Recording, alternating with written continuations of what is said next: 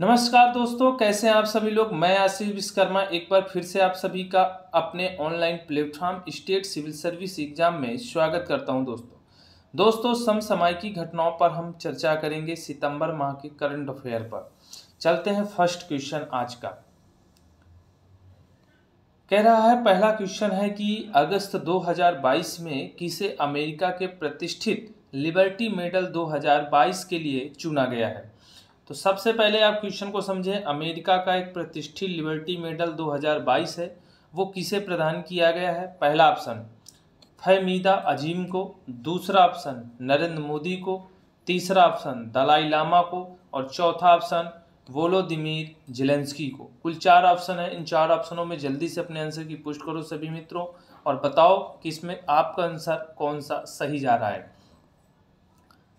तो दोस्तों मैं आपको बताऊंगा इसमें कौन सा ऑप्शन सही होगा। इसमें ऑप्शन सही होगा डी, वोलोदिमीर जेलेंस्की, जो यूक्रेन के राष्ट्रपति है और रूस के साथ आज भी संघर्ष कर रहे हैं अपने देश की स्वतंत्रता को प्राप्त करने के लिए। इसलिए अमेरिका का जो प्रतिष्ठित लिबर्टी मेडल 2022 है वो यूक्रेन के राष्ट्रपति वोलोदिमीर जेलेंस्की को चुना गया है।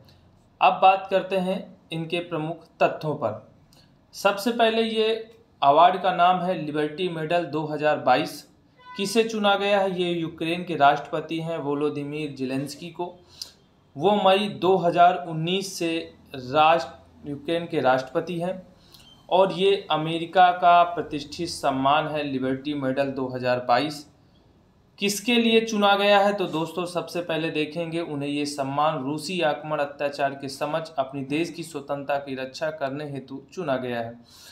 कब दिया गया है, अगस्त 2022 में। अब बात करेंगे इस पुरस्कार की स्थापना लगभग 34 वर्ष पूर्व की गई थी। अब बात करें अगले क्वेश्चन की तरफ। अगला क्वेश्चन दोस्तों कह रहा है कि अगस्त से 1 सितंबर 2022 के मध्य किन दो देशों के मध्य एक संयुक्त सैन्य अभ्यास हो रहा है। उल्ची फ्रीडम शील्ड 2022 आयोजित किया जा रहा है। अब ये क्या है, एक संयुक्त सैन्य अभ्यास उल्ची फ्रीडम शील्ड 2022 ये किन दो देशों के मध्य हो रहा है। पहला ऑप्शन भारत और दक्षिण कोरिया के मध्य, दूसरा ऑप्शन है दक्षिण कोरिया और अमेरिका के मध्य, तीसरा ऑप्शन है चीन और उत्तर कोरिया के मध्य और चौथा है रूस और चीन के मध्य। कुल 4 ऑप्शन है। इन 4 ऑप्शनों में बताइए कि कौन सा ऑप्शन आपका सही जा रहा है। सभी लोग अपने आंसर की पुष्टि करो और बताओ जरूर कि इसमें कौन सा ऑप्शन आपका सही जा रहा है। तो दोस्तों मैं आपको बताऊंगा इसमें कौन सा ऑप्शन सही होगा। इसमें ऑप्शन सही होगा बी नंबर, दक्षिण कोरिया और अमेरिका दोनों मिलकर उत्तर कोरिया को जो है परास्त करना चाहते हैं एक संयुक्त सैन्य अभ्यास के जरिए। अब इस पर प्रमुख तथ्यों के बाद हम बात करेंगे। जैसे मैं बात करूं उल्ची फ्रीडम शील्ड 2022 क्या है। सबसे पहले तो ये दक्षिण कोरिया और अमेरिका के बीच एक सबसे बड़ा वार्षिक संयुक्त सैन्य अभ्यास है उल्ची आयोजित, और पहले ये ग्रीष्मकालीन अभ्यास के नाम से जाना जाता था। 22 अगस्त से 1 सितंबर के बीच ये किया गया है और कहाँ किया गया है, दक्षिण कोरिया में ये संयुक्त सैन्य अभ्यास कंप्लीट हुआ है। इसके बाद बात करेंगे कि ये 4 वर्ष में पहली बार 2 सेनाएं उत्तर कोरिया के हमले का जवाब देने के लिए तैयारी के लिए अभ्यास कर रही हैं। किस देश की परास्त करने के लिए, किस देश को जो है जवाब देने के लिए, तो आप याद रखिए उत्तर कोरिया को ये जो है जवाब देने के लिए ये एक संयुक्त सैन्य अभ्यास किया जा रहा है। इस दौरान 4 दिवसीय नागरिक सुरक्षा अभ्यास भी शुरू किया गया है। चलते हैं अगले थर्ड क्वेश्चन की तरफ और थर्ड क्वेश्चन आज का कह रहा है कि अगस्त 2022 को शंघाई सहयोग संगठन एससीओ के सदस्य देशों के रक्षा मंत्रियों की एक वार्षिक बैठक 2022 कहाँ आयोजित हुई है। तो ये 4 ऑप्शन है, ताशकंद, दूसरा ऑप्शन है तुसाम्बे, तीसरा ऑप्शन है ढाका और चौथा ऑप्शन है मास्को। कुल मिला के ये 4 ऑप्शन है। बताइए कि इसका आयोजन कहाँ हुआ है। दोस्तों सभी लोग अपने आंसर की पुष्टि करो और बताओ कि इसमें कौन सा ऑप्शन सही जा रहा है। तो दोस्तों मैं आपको बताऊंगा कि इसमें जो ऑप्शन सही होगा वो सही होगा ताशकंद। ताशकंद में ये एससीओ सदस्य देशों के रक्षा मंत्रियों की वार्षिक बैठक संपन्न हुई है। ठीक है, अब बात करेंगे इनके प्रमुख तथ्यों पर। देखते हैं इनके प्रमुख तथ्य क्या है। SCO सदस्य देशों की रक्षा मंत्रियों की वार्षिक बैठक 2022 में आयोजित की गई। कब की गई? 24 अगस्त 2022 को की गई। कहाँ की गई? ताशकंद, उज्बेकिस्तान में। किसके द्वारा की गई? उज्बेकिस्तान सरकार के द्वारा। भारत का प्रतिनिधि किसने किया? तो आपको पता है कि हमारे भारत से रक्षा मंत्री राजनाथ सिंह है, उन्होंने ये यहाँ से प्रतिनिधित्व किया। चलते हैं एक चौथे क्वेश्चन की तरफ, और चौथा क्वेश्चन कह रहा है कि 27 अगस्त 2022 के मध्य खनिज और धातु क्षेत्र में संसाधन, दक्षता और सर्कुलर इकोनॉमिक पर अंतर्राष्ट्रीय एक सम्मेलन हुआ है 2022, वो कहाँ किया जा रहा है? तो पहला ऑप्शन है आपका नई दिल्ली, दूसरा ऑप्शन है चंडीगढ़, तीसरा ऑप्शन मोहाली और चौथा ऑप्शन है रांची। कुल मिला के ये 4 ऑप्शन हैं। इन 4 ऑप्शनों में बताइए कि आपका आंसर कौन सा सही जा रहा है। दोस्तों सभी लोग अपने आंसर की पुष्टि करो और बताओ कि इसमें आपका आंसर कौन सा सही जा रहा है। तो दोस्तों मैं आपको बताऊंगा इसमें कौन सा ऑप्शन सही होगा। इसमें नई दिल्ली सही होगा। ये नई दिल्ली में सम्मेलन जो है संपन्न हुआ है। अब बात करेंगे इसके प्रमुख तथ्यों पर। खनिज और धातु क्षेत्र में संसाधन, दक्षता और सर्कुलर इकोनॉमिक पर अंतर्राष्ट्रीय सम्मेलन 2022 संपन्न हुआ। देखो सबसे पहले ये जो है कब हुआ? 25 और 27 अगस्त 2022 को हुआ। कहाँ पर हुआ? प्रगति मैदान नई दिल्ली में। किसके द्वारा किया गया ये जरूर ध्यान रखना है। Indian institute of metals Delhi chapter के द्वारा किया गया। मुख्य विषय क्या है? Resource efficiency and circular economic and mineral and metal sectors है। अब चलते हैं पांचवें क्वेश्चन की तरफ, और पांचवा क्वेश्चन आज का क्या कह रहा है कि एकीकृत बाल संरक्षण एक योजना थी जिसका नाम बदलकर किस वर्ष परिवर्तित करके मिशन वात्सल्य के रूप में नामित किया गया?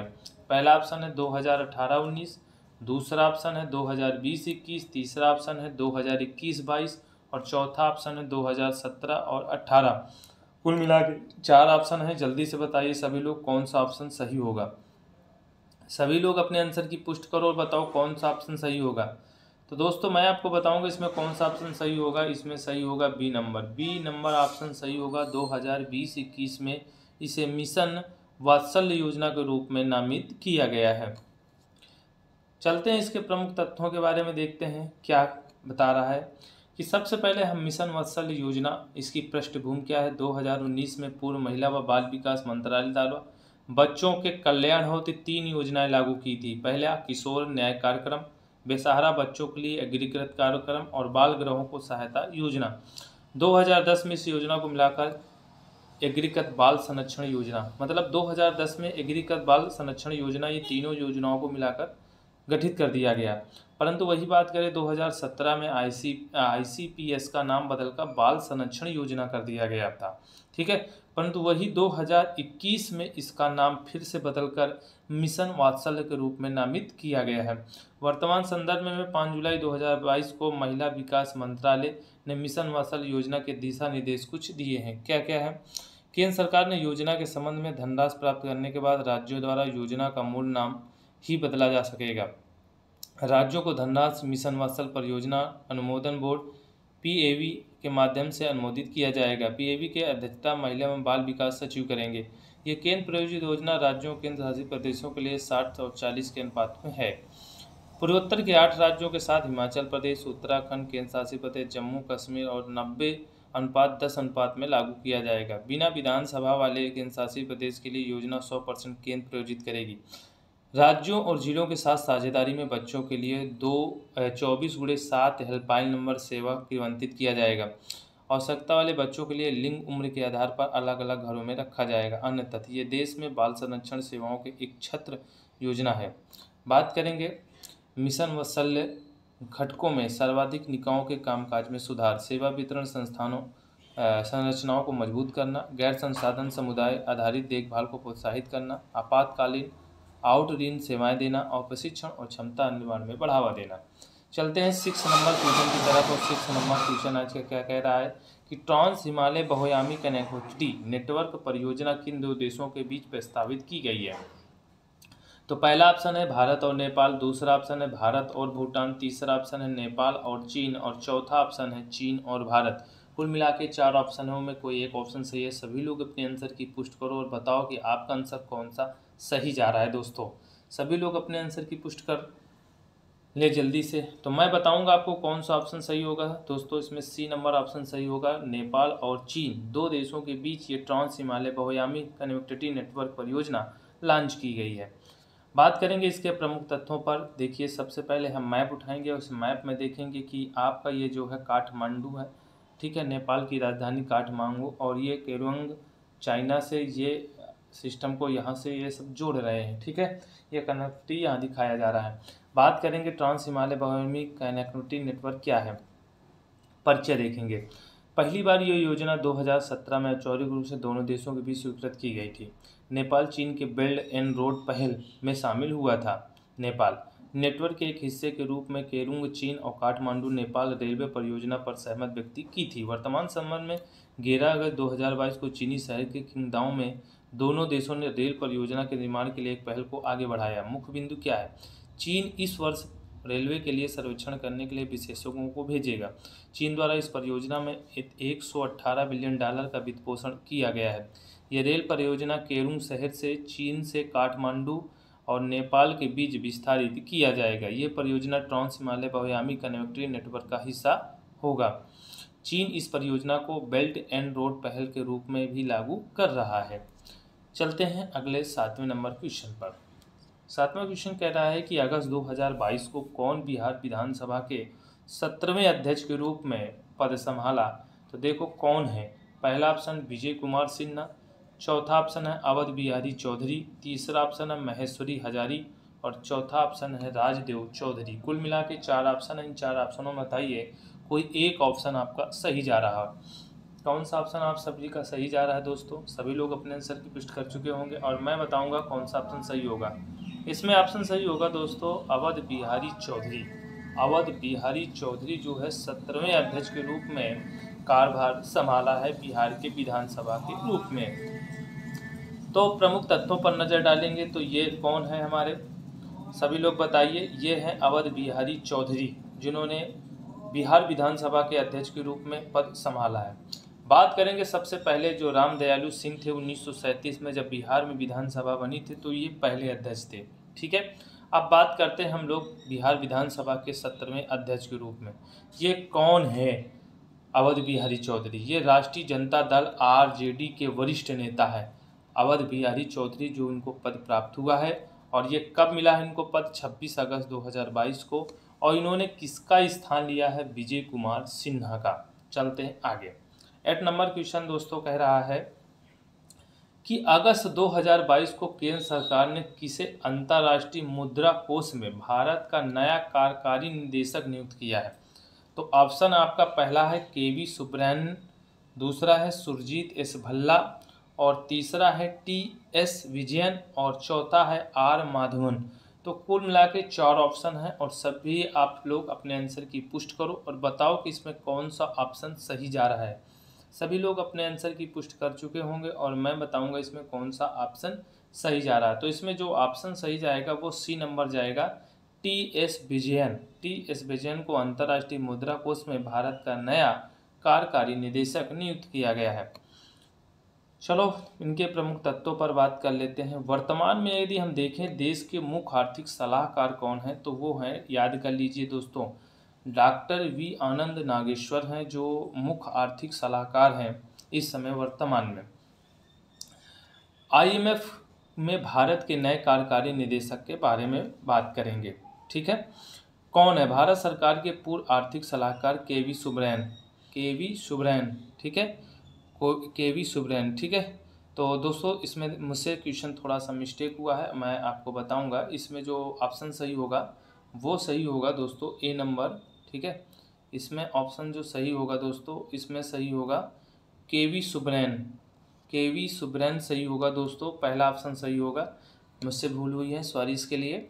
बात करेंगे इसके प्रमुख तत्वों में, बाद में इसका कर लिया था डॉक्टर वी आनंद नागेश्वर के बारे में। IMF में भारत के नए कार्यकारी निदेशक कौन है? ये जो है भारत सरकार के मुख्य आर्थिक सलाहकार केवी सुब्रहन है और इन्हों को कब पद मिला? 25 अगस्त 2022। किसके द्वारा? केंद्र सरकार। इसका कार्यकाल नवंबर 2022 से शुरू होगा।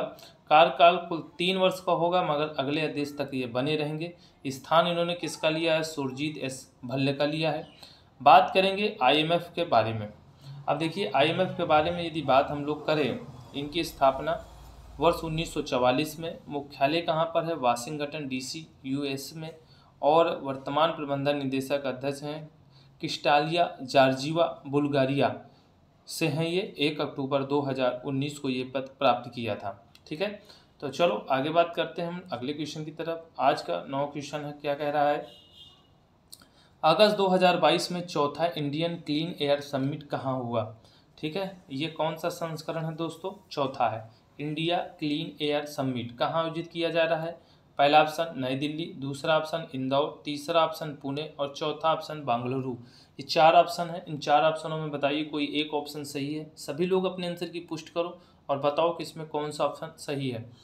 तो दोस्तों मैं बात करूंगा इसमें कौन सा ऑप्शन सही है। इसमें ऑप्शन सही है डी, बेंगलुरु। बेंगलुरु में ये चौथा इंडियन क्लीन एयर समिट आयोजन का प्रावधान किया गया है। ठीक है, आगे चलते हैं हम लोग इसके प्रमुख तत्वों पर बात करेंगे। ये देखिए है, इस तरह से किया गया है। चौथा इंडियन क्लीन एयर समिट 2022 का आयोजन ये 23 से 26 अगस्त के बीच चला है।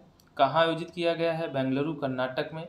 और किसके द्वारा किया गया है? Centre for air population studies और centre for studies of science technology and policy CSTEP के द्वारा इसका आयोजन किया गया है। चलते हैं 10वें क्वेश्चन की तरफ। और आज का 10वां क्वेश्चन दोस्तों कह रहा है कि अगस्त 2022 में परमाणु हथियारों के अप्रसार पर संधि NPT के पक्षकारों का 10वां समीक्षा सम्मेलन कहाँ आयोजित किया जा रहा है? पहला ऑप्शन न्यूयॉर्क, दूसरा ऑप्शन वियना, तीसरा ऑप्शन रोम और चौथा ऑप्शन जो है वो है ओस्लो। कुल मिला के 4 ऑप्शन हैं। इन 4 ऑप्शनों में बताइए कि आपका आंसर कौन सा सही जा रहा है। सभी लोग अपने आंसर की पुष्टि करो और बताओ कि इसमें आपका आंसर कौन सा सही जा रहा है। तो दोस्तों मैं बात करूंगा इसमें जो ऑप्शन सही है वो A नंबर सही है, न्यूयॉर्क। न्यूयॉर्क में ये जो है सम्मेलन आयोजित किया जा रहा है। ठीक है, अब बात करेंगे इसके प्रमुख तत्वों पर। सबसे पहले ये देखेंगे कि 10वां NPT परीक्षा सम्मेलन आयोजित किया गया है 1 से 26 अगस्त 2022 के बीच में। और the 10th review of the contents of the parties to the treaty and the non proliferation of the nuclear weapons. ठीक है, और कहाँ किया गया है? न्यूयॉर्क USA में। ठीक है, तो आपको पता है NPT संधियों की समीक्षा हेतु सभी भागीदार देश प्रत्येक 5 वर्ष पर एकत्रित होते हैं। ये थोड़ा सा आप लोग पॉइंट याद रखने। कितने वर्ष आपको मैंने बताया? 5 वर्ष। प्रत्येक 5 वर्ष में सारे देश जो होते हैं वो एकत्रित होते हैं एक जगह पर। कहाँ हुआ है? न्यूयॉर्क के USA में। और कब से कब तक हुआ है? तो 1 अगस्त से 26 अगस्त के बीच में। बात करते हैं NPT क्या है। NPT यह एक ऐतिहासिक अंतर्राष्ट्रीय संधि है। सबसे पहले आप ये बात करेंगे, जिसका उद्देश्य परमाणु हथियारों और हथियार प्रौद्योगिकियों को रोकना है और परमाणु ऊर्जा के शांतिपूर्ण उपयोग में सहयोग को बढ़ावा देना है। 1968 में हस्ताक्षर के लिए खोला गया था और ये संधि 1970 से लागू कर दिया गया था। तो ये कुछ पॉइंट्स हैं, तो आप नज़र डाल सकते हैं इस पर। ठीक है, तो आज इस प्रकार आज का जो सेशन है हमारा कंप्लीट होता है दोस्तों। ठीक है, तो सितंबर माह का जो करंट अफेयर था मैंने एक वीडियो में क्लियर कर लिया है। अगले इसी तरह से हम सितंबर माह के करंट अफेयर पर वीडियो बनाते रहेंगे सभी लोग। ठीक है, तो यदि हमारे सेशन आप सभी लोगों को अच्छा लगा हो तो सब्सक्राइब, लाइक, शेयर करें अत्यधिक लोगों को, जिस तरह सभी लोगों को ये हमारे कुछ बहुत ही इम्पोर्टेंट्स ऐसे कंटेंट मैं बना रहा हूँ करंट अफेयर से संबंधित जो लोगों तक पहुँचते रहें। ठीक है, थैंक यू सो मच, धन्यवाद, जय हिंद, जय भारत।